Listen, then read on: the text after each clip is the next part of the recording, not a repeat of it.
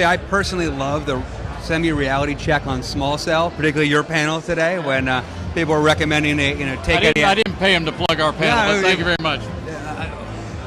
People have been wildly optimistic about the deployment of small cell, and not that it doesn't have value, but the revenue model doesn't really work. You don't get more revenue from a customer because you put out 40,000 small cells. So if there's any other way to create that coverage without the massive expense of new sites, go ahead and stream it, new backhaul, etc., obviously that's preferable. And the carriers, I think, are working to figure out where small cell is the solution and where it isn't. Got it.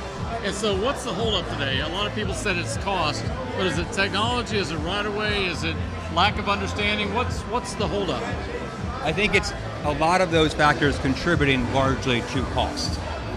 There are obviously in any build project, there are holdups in terms of legislative, legal, etc., physical holdups, but all of those things have a price. Even the delays have a price.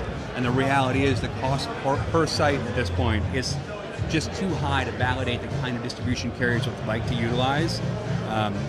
Obviously, a few carriers have done pretty sizable build-outs, and some tower folks, Crown's out there putting up a lot of hardware, but it's hard to validate the small cell as a stopgap measure at the current price when you can't truly generate more revenue from having that additional coverage. Now, we haven't talked about the cable cos, so where do you see the cable cos and the wireless operators fitting into this world of colo guys and metro fiber guys? Yeah, well, and this is not our company's research or outputs, but my personal opinion is that at some point we're going to have to create a symbiotic relationship between the cable cos, the carriers, the wireless entities. One of the discussions that went on today was about Wi-Fi offload. Right. And whenever that discussion takes place, the primary sticking point that is suggested by those who say it won't work is one, lack of QC from the carriers. They can't see end-to-end network and they can't control for quality. Right. And two, the fact that you get dropped if you're on a voice call. I think that since I've been in Manhattan, I've had 4 drop calls and my phone has had no service many times. So I would gladly take second-rate quality of service from the many, many Wi-Fi networks that my phone can see rather than nothing at all.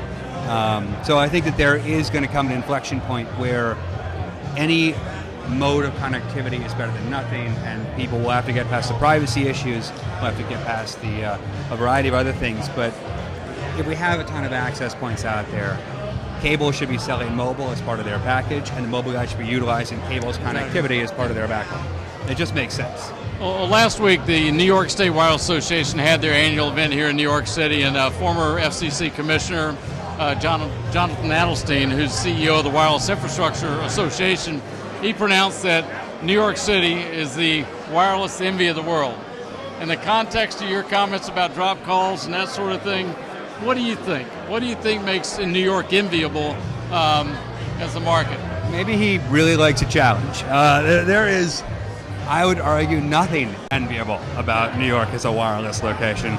I mean, the density, the variety of builds in terms of age of buildings, types of buildings, the very, very strong opinions of landlords, the difficulty of getting into buildings, getting locations, and forget the unions, the legislative elements that have to come into play to successfully build out in Manhattan.